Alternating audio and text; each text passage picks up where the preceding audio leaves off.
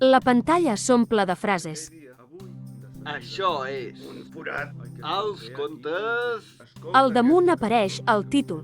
d'en Ritchie. Genial. Fos a negre. Fons blanc, text negre. Tulipa, iogurt, foca. A l'habitació. Avui, després de menjar-me un iogurt de maduixa, he cantat la cançó de la tulipa, que diu així. Aquesta és la cançó de la tulipa, una tulipa molt bonica, bonica, la tulipa bonica. És molt bonica la tulipa, hi ha un ratolí a la tulipa, hi ha un ratolí a la tulipa. Hi ha un altre animal, observa i no li fa mal. Qui és aquest animal? És una foca, un animal marí. Si aixafes la tulipa i el ratolí, ja no serien aquí. En els contes d'en Ritchie ens agrada donar suport a la gent que fa contingut, així que aquesta setmana donem suport a l'Ensinestrat. A la descripció d'aquest vídeo trobareu el seu canal.